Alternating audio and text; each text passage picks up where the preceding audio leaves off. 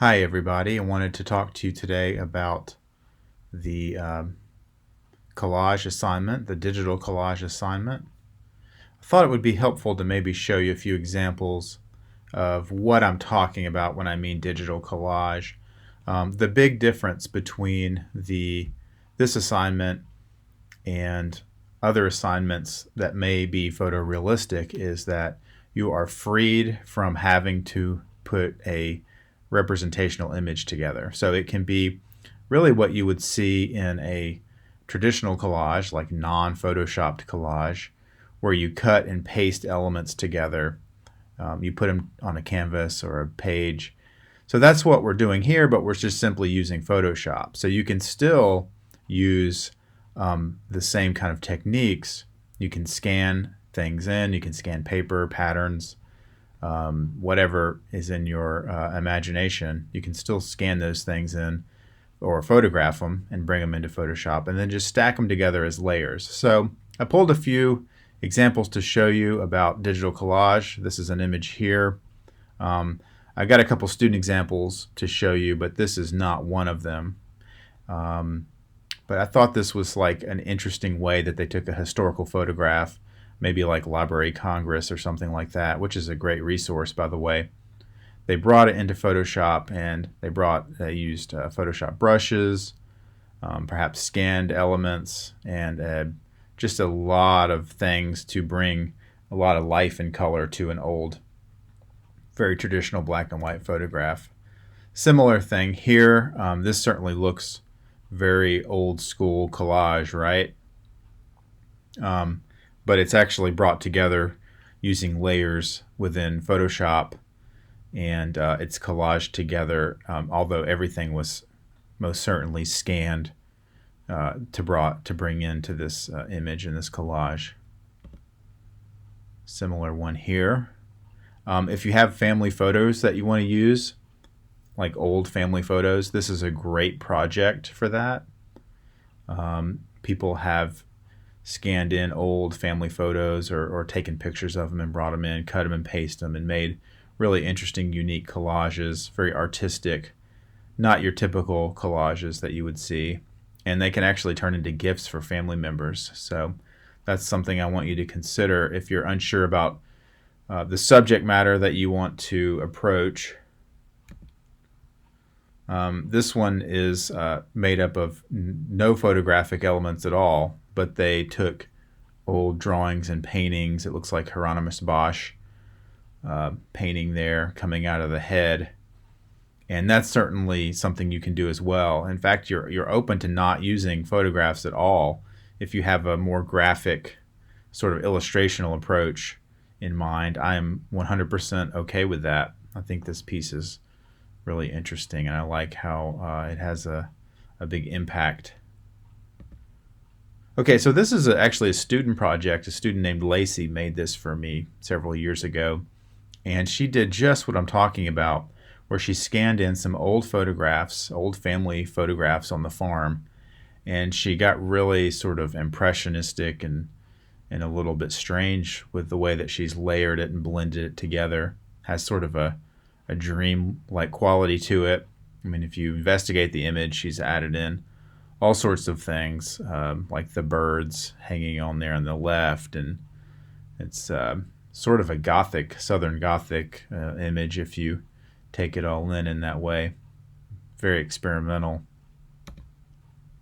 This one, I actually like this one even more. This is also Lacey's image, where she's scanned in some old family photographs and just layered them together. Not in the traditional cut and paste method of Photoshop, but much more in like a stacking layers and using the eraser tool or the transparency settings. It has the effect of as if you would stack negatives together or use the darkroom photography techniques to double expose images. But she's done that in Photoshop instead, which is obviously much easier and gives you a lot more control. But that's a nice piece by Lacey. This one, again, not a student one here, but this is a digital collage.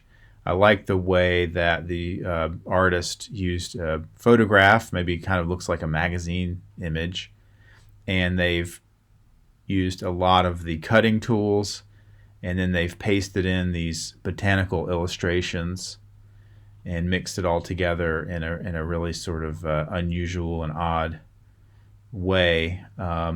Surrealism is a part of this assignment, so if you want to make something a little bit offbeat and surreal, then you can go this approach. This one is a little bit more traditional in the way that it's cut and paste. It looks like something that would maybe be done on the page or the canvas, but they've used a lot of Photoshop layers and cutting and pasting.